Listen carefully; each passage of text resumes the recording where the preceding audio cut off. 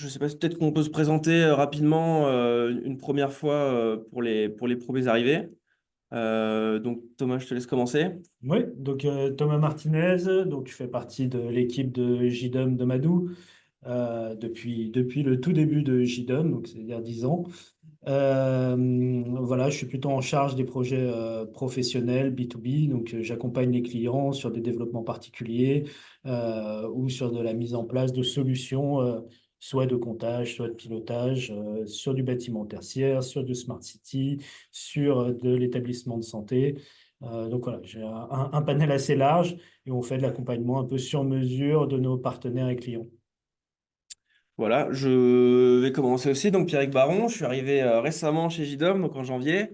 Moi, je viens du monde du smart home et là, du coup, j'attaque chez JDOM avec un monde un peu plus élargi de smart building, smart city, c'est assez large et du coup, j'accompagne nos clients dans l'installation et le suivi de projets sur voilà, tous les projets du smart home, smart building, smart city. Et puis voilà, c'est déjà pas mal. Et du coup, Daniel. Bien, bonjour à tous, donc Daniel Perel, je suis en charge du développement économique européen de Cool Automation. Alors, Cool Automation, on va en parler durant la présentation de ce partenariat avec JDOM. Cool Automation, c'est une société qui a voulu en fait démocratiser le protocole de communication de tout ce qui va concerner l'outil CVC, climatisation, chauffage et ventilation. Et donc, Cool Automation a voulu en fait créer la solution qui permettra d'intégrer l'intégralité des systèmes DRV Speed System vers des environnements tierces comme celui de JDOM de manière simple, efficace et fiable. Et on va vous présenter tout ça, bien sûr, durant la présentation. Je vais vous laisser continuer, messieurs. Ouais. Ouais. Et ben, allons-y, hein, il est 3, je pense qu'on a déjà pas mal de monde. On va directement attaquer. Donc, je prends un petit peu la parole pour présenter qui nous sommes.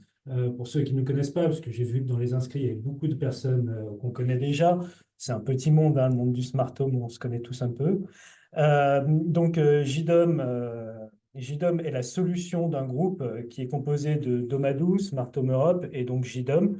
Domadou, Smart Home Europe, pardon, est la partie distribution de matériel, donc du matériel aussi bien domotique que de comptage et aussi bien destiné à du grand public, donc surtout sur la partie Domadou qui est destinée au B2C, que grossiste pour la partie B2B avec des marques exclusives, avec du matériel spécifique au B2B sur la partie Smart Home Europe. Et donc, JDOM est la solution du groupe, est la solution logicielle du groupe. Et donc, la combinaison de ces trois entités permet de fournir un service à nos clients, tout compris, c'est-à-dire aussi bien l'approvisionnement de matériel, la préconfiguration et l'accompagnement de nos clients et le suivi d'installation via des partenaires, puisque nous ne faisons pas les installations, mais nous avons tout un réseau de partenaires, on y reviendra un peu plus tard, qui vont se charger de ces installations et ce sont des partenaires qui sont spécialement formés sur JDOM et sur les matériels que l'on distribue afin de faire les meilleures installations possibles. Donc voilà pour le groupe. Donc parler rapidement de JDOM pour ceux qui ne connaissent pas. Alors JDOM est plutôt connu notoirement pour son côté smart home, puisque c'est un logiciel au départ qui était plutôt à destination du grand public, mais qui s'est très vite démocratisé, surtout en France, dans les pays francophones, et qui petit à petit a pris du terrain sur la partie smart building, smart city, etc., sur la partie professionnelle. Mais l'ADN de JDOM, lui, reste le même. Il est basé sur vraiment quatre piliers importants hein, qu'on rappelle à chaque fois et que je vais rappeler. L'open source, donc pour nous, c'est vraiment l'ADN de JDOM, c'est le fait d'avoir un code ouvert. Donc tout le code de JDOM est disponible sur Internet, sur GitHub.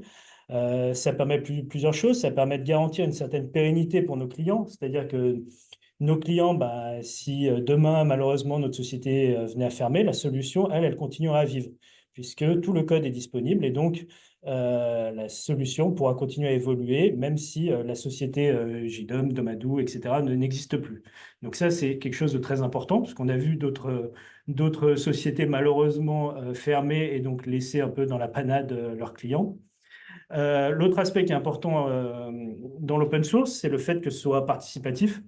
C'est-à-dire que, bah, effectivement, on est plutôt une petite équipe de développeurs, hein, on est une dizaine de développeurs, mais le fait d'être open source amène une forte communauté avec chacun leurs spécificités, leurs compétences, et qui viennent apporter tout ça dans le code de JDOM et donc le faire évoluer. Donc c'est un code qui est très vivant tous les jours. Il y a des gens qui participent, qui viennent rajouter des fonctionnalités, qui viennent vérifier la sécurité du code, qui viennent vérifier voilà, pas mal d'éléments, qui viennent participer à la documentation. Chacun à son niveau peut participer à ce logiciel qui est JDOM. Donc voilà, l'open source a permis de créer cette communauté. Et donc aujourd'hui, on est à peu près à 38 000, alors c'est pas vraiment des utilisateurs, mais 38 000 box actives, principalement en France. L'autre pilier qui est important, c'est d'être multiprotocole, pardon, puisque de base, JDOM n'est associé à aucun protocole. C'est un cœur de système sur lequel on va venir rattacher ce que nous, on appelle des plugins, donc des connecteurs, vers différents protocoles. Et donc là où au départ, on était plutôt sur des protocoles Smart Home, qui est le Zigbee, le Z-Wave, le Notion, voilà tous ces protocoles qu'on connaît. Et ben, petit à petit, le fait d'être ouvert et d'avoir un cœur unique nous a permis de rajouter d'autres protocoles plus pro, comme le BACnet, le Modbus, on en verra d'autres. Donc voilà, le côté multiprotocole est quelque chose de très, très important. Ensuite, le troisième pilier, c'est le fait que JDOM soit autonome. C'est-à-dire que JDOM n'a pas besoin d'accéder à des serveurs tiers pour fonctionner. Tout étant local sur les équipements que l'on installe. Donc aussi bien les données qui sont collectées que toute la programmation. Donc pareil, si l'entreprise JDOM venait à disparaître, et ben, du coup le système les systèmes continuera à fonctionner, même sans les serveurs de JDOM, tout étant local sur la box. Et puis, pour nous, c'est important que les données personnelles, parce qu'il peut y avoir des données personnelles, il peut y avoir des données de santé, c'est important que ces données-là restent en local, qu'elles restent la propriété de celui qui utilise notre système et en aucun cas ne doit venir sur nos serveurs sans leur demande. Voilà. Et enfin, JDOM est personnalisable puisque l'interface de JDOM est composée donc, de plusieurs pages différentes, mais une où c'est un designer sur lequel on va pouvoir venir faire une interface exactement comme l'on souhaite, avec différents profils. Donc, on peut avoir des interfaces pour des exploitants, on va pouvoir avoir des interfaces pour des installateurs. Voilà, chacun va pouvoir créer un peu son interface en fonction de ses besoins. Et donc, c'est le côté très personnalisable de JDOM. Voilà, en gros, pour le point et le résumé rapide de ce qu'est JDOM. Donc, JDOM, donc c'est un logiciel. Ce logiciel, il peut s'installer sur une variété très grande de matériel. Aujourd'hui, JDOM peut s'installer sur des serveurs, sur des machines virtuelles, mais nous fournissons également des gateways qui sont prêts à l'usage, donc où JDOM est préinstallé et optimisé dessus. Donc aujourd'hui, on dispose principalement de deux gateways. La JDOM Luna, qui est une box tout intégrée, qui est assez intéressante puisqu'elle a un tarif assez agressif. Et elle va disposer en natif de nombreux protocoles. Donc en natif, on va avoir du Zigbee, on va avoir du Z-Wave, on va avoir du LoRa sur certains modèles. Et puis, on va avoir une batterie de secours, de la 4G également en option. Donc, sur une seule box, on va pouvoir vraiment traiter aussi bien des protocoles qui sont plutôt courte portée que des protocoles longue portée comme le LoRaWAN et avoir un système totalement autonome, c'est-à-dire avec de la 4G intégrée et donc voilà, une indépendance d'un cœur de réseau, par exemple, chez un client. Donc, ça, c'est quelque chose d'assez intéressant. Ensuite, on a la JDOM Pro. Donc, la JDOM Pro, elle est en format RIDE-in, donc elle est plus facilement intégrable dans un tableau électrique. Elle est un peu plus puissante que la JDOM Luna, d'un point de vue de capacité pure matérielle. De base, elle n'a pas forcément de protocole. On peut la fournir avec un protocole intégré. Mais par contre, via ses ports USB, on va pouvoir venir rajouter des dongles pour ajouter des connectivités comme le Zigbee, le Z-Wave, etc. On va pouvoir l'interconnecter avec des passerelles LoRaWAN, avec du DALI, du KNX, bon, toute une panoplie de protocoles derrière. Mais de base, elle a moins de protocoles intégrés que la Luna qui, elle, les intègre de base. Et ensuite, en haut à droite, alors ça c'est un peu une exclusivité, une nouvelle box va voir le jour. Alors on n'annonce pas de date parce qu'on sait comment c'est avec les dates. c'est toujours un peu problématique. Mais nous sommes en train de finaliser une nouvelle Luna Pro. Alors, je ne sais pas si ce sera son nom définitif, mais ce sera donc une box au format Raiden. Et elle intégrera encore plus de protocoles natifs. Donc, il y aura du KNX natif, il y aura du MBus natif, il y aura du Modbus, quoi, des entrées RS485. Voilà, et il pourrait y avoir différents protocoles intégrés de la 4G. Voilà, là, et elle a un form factor en Raiden qui fait très professionnel et qui facilite l'intégration du matériel. Donc, on a hâte de pouvoir sortir cette box, mais on veut être sûr de pouvoir bien tout intégrer dedans en amont. Donc, voilà, ça arrivera sûrement durant le second semestre, mais je n'ai pas encore de date à annoncer officiellement. On fera sûrement un webinaire sur le sujet, je pense, À d'ici ce là, moment-là. pour la présenter un peu mieux. Donc, pour rappeler rapidement les spectres autour de JDOM, donc le principal spectre, quand même, au départ, il ne faut pas l'oublier, c'est le smart home, puisque on est arrivé avec une problématique autour du smart home et donc de l'automatisation du domicile. Donc, là-dessus, voilà, JDOM a toute une panoplie liée à ça. La gestion des énergies et de la qualité d'air intérieur. Donc, et ça, c'est vraiment le sujet, entre guillemets, récurrent ces derniers temps, puisque aussi bien la qualité d'air intérieur lors de la phase Covid, c'était il y a 4 ans, mais c'était il n'y a pas si longtemps finalement, a été un vrai sujet, où d'un coup on a eu une forte demande autour de tous ces problématiques, puisque aujourd'hui bah, on se rend compte qu'il est important d'avoir un air sain et recyclé dans un logement. Donc voilà, on sait répondre à cette problématique avec de nombreux produits. Et de même pour la gestion énergétique, il y a des obligations légales maintenant qui sont mises en place sur les bâtiments. Donc il est important de savoir répondre sur la partie énergétique. Ensuite, on a des problématiques qui sont plus traditionnelles, que sont la gestion d'éclairage, de la CVC, qui rejoint aussi un peu la partie énergétique. Une plateforme de monitoring, donc c'est quelque chose qui revient régulièrement. On nous demande de pouvoir faire de l'hypervision. Donc on propose un produit d'hypervision qui pour le coup sera cloud, puisqu'à partir du moment où on va vouloir remonter différentes informations de différentes box ou différents bâtiments, et ben, forcément on va rentrer dans un modèle cloud, mais ça va permettre de choisir les informations que l'on souhaite remonter et que l'on souhaite superviser sur une plateforme unique qui va nous permettre de faire un peu de la business intelligence et un peu du suivi et du monitoring multisite. On fait également de la préparation de tableaux, puisque pour nos clients, souvent, ils nous demandent du matériel qui soit prêt à poser, c'est-à-dire qu'on leur préconfigure et on optimise les différents scénarios et les différents fonctionnements du système. Comme ça, à partir du moment où ils commencent un déploiement, ils vont avoir du matériel déjà préconnecté et préconfiguré. On intervient également sur la sécurité et le contrôle d'accès. Donc là, on a un partenariat principal avec Siemens Voss, qui est un fabricant de matériel plutôt haut de gamme sur du contrôle d'accès. Et donc, autour de cette problématique-là, on a développé tout un plugin sur la gestion d'accès, le contrôle d'accès. La partie LoRaWAN, principalement privée, mais on peut fonctionner également avec des LoRaWAN publics. Donc là-dessus, on fera un webinaire qui sera un peu dédié au LoRaWAN, où on pourra un peu plus expliciter ce que l'on fait autour du LoRaWAN. Mais voilà, vu qu'on a une box qui intègre du LoRaWAN en natif, eh ben, on a une gestion également de toute la couche LoRaWAN intégrée dans notre plateforme. Et enfin, les connecteurs vers les plateformes tierces, puisque bien souvent, nos clients, ils ont déjà des systèmes d'information existants dans leur entreprise. Et donc, ils ont besoin de remonter certaines des informations ou de pouvoir piloter certains éléments de leurs installations.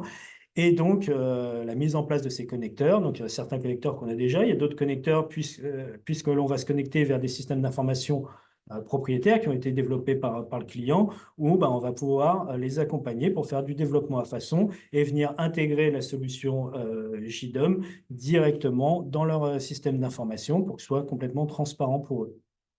Voilà. Voilà. Donc, on parlait CVC à l'instant. Donc là, c'est le moment où je vais passer la main à Daniel pour qu'il nous présente justement comment nous, on va pouvoir piloter des CVC. Ah, si ça veut bien marcher. Hop. Eh bien, merci beaucoup pour cette introduction. Alors, pour vous résumer un petit peu, donc Cool Automation. Donc, Cool Automation, on est parti du postulat qu'aujourd'hui, le CVC représente une des principales dépenses énergétiques du bâtiment tertiaire.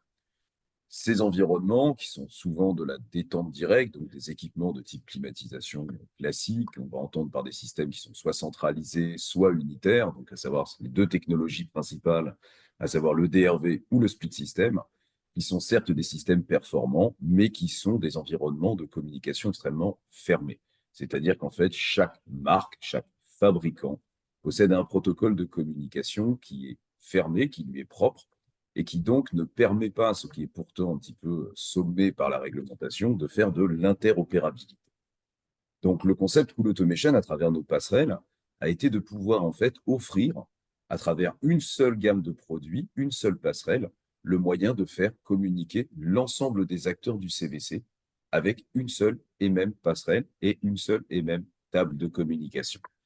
Donc l'ensemble de ces installations, on va pouvoir, sur une seule et même passerelle, les connecter de façon unitaire ou multiple, c'est-à-dire qu'une seule passerelle peut recevoir à ce moment-là plusieurs marques ou plusieurs équipements venant de différents fabricants, transformer le protocole de communication pour en avoir un seul qui sera toujours organisé de la même manière.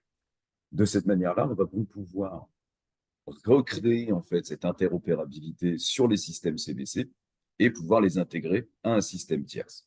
Là, on a voulu encore aller plus loin avec l'automation, c'est que au-delà de cette expertise qu'on a apportée sur le système CVC, on a voulu amener encore plus de compatibilité. Et grâce en fait à un protocole qui est en fait un API REST, développer un partenariat avec JDOM pour offrir cette fameuse solution plug and play qui va être à la fois plug and play comme on le faisait historiquement avec les équipements de génie climatique.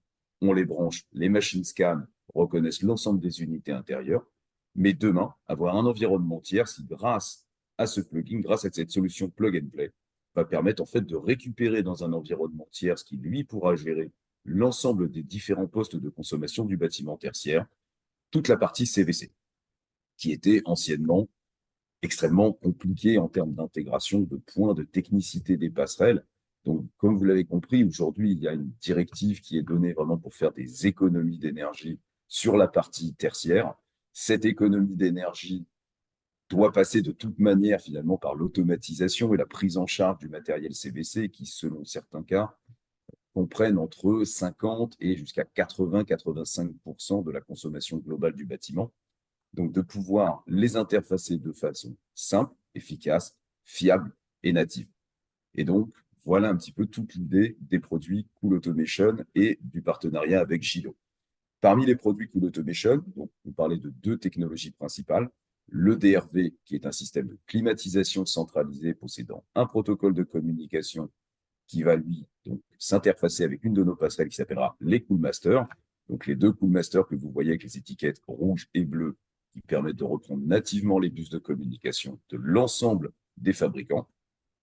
Et les split systems, qui n'ont pas, eux, à proprement dit, de bus de communication interne, mais qui permettent, grâce aux bus des télécommandes filaires, de pouvoir assurer une communication bidirectionnelle, donc avec cette solution qui s'appelle les CoolPlug et CoolLink Hub, et qui permet donc d'avoir une communication filaire ou sans fil et une intégration native avec toujours la même table de communication vers un environnement tierce, et ici présenté par Gidom. Je vous laisse passer la slide d'après. Merci. Hop. Donc, je vais faire un rapide rappel de un peu pourquoi tout le monde est là, je suppose, aujourd'hui. Voilà, de l'environnement aujourd'hui du bâtiment connecté. Donc, on ne reviendra pas trop sur le décret BAC, c'est le décret économie, énergie et tertiaire, parce que, bon, des webinaires, il y en a déjà beaucoup sur ce sujet, donc ça ne sert pas à grand-chose de le refaire. Donc, voilà, on va avoir des paliers de réduction de consommation qui vont arriver d'ici très peu, très vite. Et donc, il va falloir intégrer des solutions GTB dans une disparité de bâtiments qui est assez large. Et donc, justement, l'intérêt de cette solution JDOM Cool Automation, c'est de pouvoir s'adapter à un parc qui est multimarque, avec des superficies qui sont bien différentes et souvent avec voilà, des environnements qui sont tous différents des uns et des autres, d'où l'intérêt d'avoir des solutions ouvertes et de pouvoir s'adapter à l'existant. Et aujourd'hui, justement, on a beaucoup d'infrastructures en silo, notamment au niveau des CVC, où on aura un prestataire, un corps de métier, enfin justement un acteur par corps de métier. Et du coup, voilà, cette solution, l'objectif, c'est de casser cette structure en silo et de pouvoir avoir un interlocuteur unique qui permette eh bien, à nos clients de pouvoir faire ces installations de manière simple et rapide, parce qu'avec le décret Bax, ces réglementations arrivent très vite et il va très vite falloir s'équiper. Et donc voilà, aujourd'hui, les solutions nous qu'on propose, elles s'adaptent à de nombreux secteurs. On a beaucoup parlé du smart building, mais ça s'adapte aussi à de l'industrie, à du résidentiel, à de la ville. Un sujet qui revient beaucoup en ce moment, c'est les EHPAD, les maisons de retraite, et finalement l'hôtellerie. Oui, donc on peut prendre un exemple avec ce qu'on appelle communément le retail, donc c'est-à-dire plutôt des petites et moyennes surfaces de vente qu'on retrouve un peu partout et qui sont très nombreuses en France. Et donc voilà, la problématique est souvent la même, c'est-à-dire qu'on va se retrouver avec un certain nombre d'équipements qui sont assez similaires d'un site à l'autre, c'est-à-dire tout un système de CVC avec ou non des splits, des systèmes d'éclairage, alors plus ou moins modernes, avec des technologies ou pas. Parfois on a du DALI, parfois on n'en a pas. Parfois il y a du KNX. Voilà, ça va être assez disparate. Et bien souvent on a également les rideaux d'air chaud. Donc, ça fait partie des différents points de pilotage qu'on va nous demander sur ce genre de schéma. Et également toute la partie comptage, parce que c'est la partie, entre guillemets, la plus importante, c'est de savoir combien on consomme pour savoir combien on va économiser en mettant en place des règles de pilotage. Donc, le besoin actuel, ce sont vraiment centrés là-dessus, sur du pilotage fin, sur du monitoring, sur des scénarios d'économie d'énergie et donc sur la mise en place de GTB, soit de classe A. Et donc, dans ce cas-là, il va falloir faire un pilotage individualisé, pièce par pièce, avec présence ou non des occupants dans le bâtiment, ou une GTB de classe B. Et dans les deux cas, en fonction du matériel que l'on va mettre en place, JDOM va permettre d'y répondre, et notamment avec les produits Cool Automation. Donc, un schéma de principe qu'on retrouve assez communément en smart building, c'est-à-dire une box JDOM qu'on retrouve sous le nom de Automate sur le schéma, qui communique avec une antenne LoRaWAN. On va retrouver toute une gamme de détecteurs, capteurs, compteurs, actionneurs dans le bâtiment. Donc, de la présence, de la température, du comptage énergétique, des thermostats, des interrupteurs, des têtes thermostatiques, voilà, toute une gamme de produits. Donc, bien souvent, le LoRaWAN est privilégié puisque ça permet d'avoir une grande portée, mais il peut y avoir d'autres technologies qui peuvent être intéressantes. Ça va vraiment dépendre du type de bâtiment et de la surface que l'on souhaite monitorer. Et donc, voilà, tous ces éléments vont remonter donc, sur une plateforme qui est JDOM, avec un pilotage et un contrôle en local. Et on peut effectivement rajouter une plateforme d'hypervision. À partir du moment où on va être en multisite, c'est souvent intéressant. Donc, soit une plateforme d'hypervision pour avoir un monitoring global de ces sites, soit une remontée de ces informations vers le système d'information du client, puisqu'il peut avoir déjà un système d'information avec un certain nombre de données métiers, par exemple, qui remontent sur leurs différents bâtiments. Et donc, ils ont un intérêt à remonter également les températures, le pilotage, le comptage dans leur système d'information. Daniel, je te laisse la main pour Ouais. présenter voilà, une infrastructure où Une justement on va mettre du infrastructure. polyester. Oui, parfaitement. Alors, si je reprends exactement le schéma qu'on va voir ici, tout l'intérêt, en fait, va être que lorsque vous voyez en fait ce bâtiment va être composé de différentes unités intérieures. Ces différentes unités intérieures peuvent provenir ou non de différents réseaux frigorifiques. Sans rentrer dans un cours d'installation de clim, l'idée ici, c'est de pouvoir, en fait, à travers une seule passerelle, reprendre l'ensemble de ces acteurs. On peut très bien imaginer, en fait, un ensemble immobilier ou un bâtiment où, au fur et à mesure de sa vie, il va y avoir des extensions, il va y avoir des changements d'équipement, des changements de locataires, de propriétaires, où chacun va être libre finalement de sélectionner quel va être son système climatique. Dans un cas, une marque, dans un cas, un autre. Et donc, on va arriver avec une complexité qui va être liée à cet environnement multimarque qu'il va y avoir sur ce building. L'intérêt en fait de ces produits et des produits Cool Automation, c'est que pour réaliser finalement cette transcription, cette intégration des systèmes CVC, vous allez pouvoir en fait rester complètement libre des marques à sélectionner. Votre client final sera complètement libre du choix de l'équipement CVC, dans la mesure où, dans l'API locale en fait de la passerelle, l'intégralité des protocoles des différents fabricants ont déjà été intégrés. Ce qui veut dire que du jour au lendemain, si vous souhaitiez changer aujourd'hui votre équipement ou l'exploitant souhaitait changer finalement l'équipement d'une marque à une autre, dans un cas classique, la passerelle ici présente devrait également changer, ce qui implique en fait d'énormes changements d'un point de vue technique, donc une réintégration, une réappropriation technique de la passerelle, le coût de la passerelle dont on ne parlera pas ici, mais dont je vous laisserai vous renseigner. Voilà, on va arriver finalement dans un environnement qui va être extrêmement complexe. Toute l'idée ici, c'est que l'exploitant aujourd'hui, en utilisant les passerelles Cool Automation, reste complètement libre de ses choix. Il va avoir la possibilité de passer d'une marque à une autre. Tout ce qu'il y aura à faire en termes d'adaptabilité, c'est de venir changer la marque qui sera connectée sur la passerelle.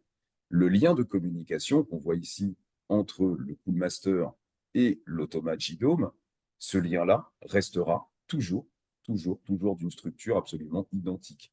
Ce qui veut dire en fait que la partie bus propriétaire entre le CVC et la passerelle Cool Automation peut être amenée à changer, mais une fois le lien créé entre la passerelle Cool Automation et la passerelle JDOM, ce lien sera toujours le même. Donc vous avez plusieurs avantages à cela. Vous avez une grande résilience du système. Vous avez cette adaptabilité dans cet environnement multimarque. Vous avez également le fait de pouvoir travailler avec un type d'appareillage unique, quelles que soient les marques installées sur le bâtiment. Vous avez également le choix derrière d'utiliser la passerelle Cool Automation de manière différente dans la mesure où la passerelle Cool Automation est également un environnement multi-protocole. La passerelle qui est à l'écran fournit aussi bien du Modbus, du BACnet, du KNX, de l'API REST. Et donc, vous avez un choix multiple de protocoles pour réaliser une intégration grâce à ces passerelles. Dans notre cas présent, l'idée a été véritablement de simplifier à l'extrême le processus d'intégration du matériel CVC vers l'environnement JDOM. Et donc, à travers tout ce qui a été fait ici, on a finalement une connexion qui n'a jamais été aussi plug and play pour la partie intégration CVC vers un environnement tierce. L'intégralité des fonctions normalement accessibles sur un environnement CVC, qu'elles soient du côté plutôt opérationnel, qu'elles soient à la volonté de faire des économies d'énergie, sont accessibles.